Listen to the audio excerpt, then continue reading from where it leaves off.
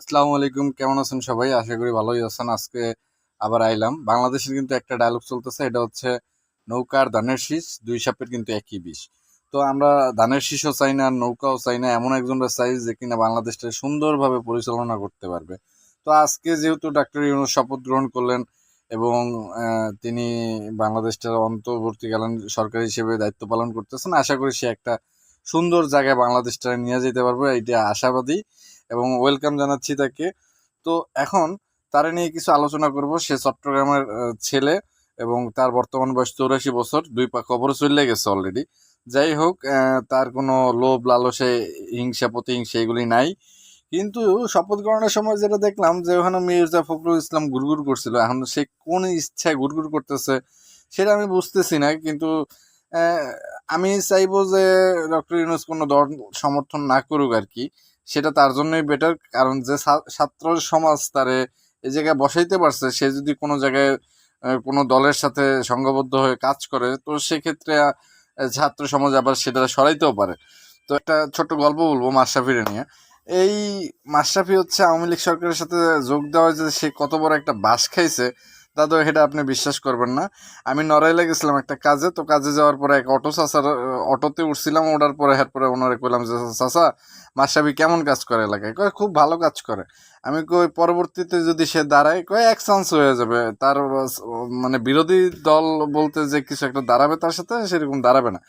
পরে আমি বললাম যে চাচা, হ্যাঁ আমরা সেটা জানি, কিন্তু এখন কথা হচ্ছে সে যদি এখানে এমপি না হয়ে সে যদি বাংলাদেশের প্রধানমন্ত্রী হয়ে নির্বাচন করতো, তাহলে কিন্তু সে এক চান্স হয়ে যেত। তো পরবর্তীতে সে করলো যে হয়ে যেত, কিন্তু গুলিটা খাইতো কেনা। তো বুঝতেই পারতেছেন মানে গুলিটা কে মারতো বা কারা মারতো। কিন্তু সবচেয়ে লাভ হচ্ছে কি আমাদের সাকিব আল হাসানের, এটা বলতেই হবে যে সে প্রচুর লাভে আছে, সে লাভ ছাড়া চলতেই পারে না। হ্যাঁ, সাকিবরা নিয়ে একটা আমি ভিডিও বানাবো আলাদা করে, সেই ভিডিওটা আপনারা দেখেন সাকিবের লগে। তো এখন হচ্ছে ডাক্তার ইউনূস, তিনি কিন্তু এই প্রথম এইবার দায়িত্ব পালন করতেছে তেমন কিন্তু না। উনি 1996 সালে এরকম একবার সে তত্ত্বাবধায়ক সরকারের সময় সে একবারে এরকম বাংলাদেশ পরিচালনা করছিলেন। আর আরেকটা বিষয় যেটা দেখলাম যে মিজানুর রহমান আজহারি, ওনার অনেক সাপোর্টার আছে, ওনার প্রধানমন্ত্রী হিসেবে বাংলাদেশের মনে হয় এখন আমি যেরকম দেখতেছি যে 80% মানুষ ওনারা চায়, ইসলামিক নিয়ম নীতি অনুসারে পরিচালনা করবে, আলহামদুলিল্লাহ। হ্যাঁ, তো কাহিনী মূলত হচ্ছে গিয়ে যে দেখা যাক এই, নির্বাচনের আগে কি হয় না হয়। এতদিন উনি বাংলাদেশটা পরিচালনা করুক ডক্টর ইউনূস।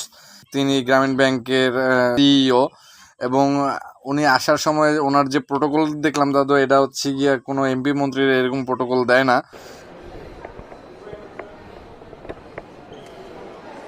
হ্যাঁ, তো বাংলাদেশ সরকার তার কি দিয়েছিল, বাংলাদেশ সরকার তার নামে অনেক মিথ্যাচার মামলা দিয়েছিল, যেগুলি হচ্ছে গিয়ে দুদকের মামলা দিয়েছিল, মানি লন্ডারিং কেলেঙ্কারি মামলা দিয়েছিল। এগুলো দিতেই পারে, স্বাভাবিক। এদিক দিয়ে আমাদের পুলিশ টিম, পুলিশ বাহিনী অনেক দফা টফা দিচ্ছে। হ্যাঁ, আসলেই মনে করেন এরকম বেআইনি সরকার, হ্যাঁ, একদলীয় সরকার গদি ছাড়তে চায় নাই। হ্যাঁ, সে আমাদের কিছুদিন আগেও বলছে যে হাসিনা পালায় না, কিন্তু শেখ হাসিনা পালিয়ে গেছে, শেখ হাসিনা নাই, শেখ হাসিনা চলে গেছে, শেখ হাসিনা পালায় না। সে কিন্তু হ্যাঁ হ্যাঁ হ্যাঁ হ্যাঁ। তো এখন মূলত হচ্ছে গিয়া যে আমরা এমন একটা সরকার চাই যে সরকারে সবাই স্বাধীনভাবে ভোট দিতে পারবে। হ্যাঁ, এইগুলি দাদু, বুঝছেন? এখন যে যেখান দিয়ে দেখতেছেন এই ভিডিওটা, অবশ্যই চ্যানেলটা সাবস্ক্রাইব করবেন, এবং যারা ফেসবুকে দেখতেছেন অবশ্যই পেজটা ফলো দিয়ে সাথে থাকবেন।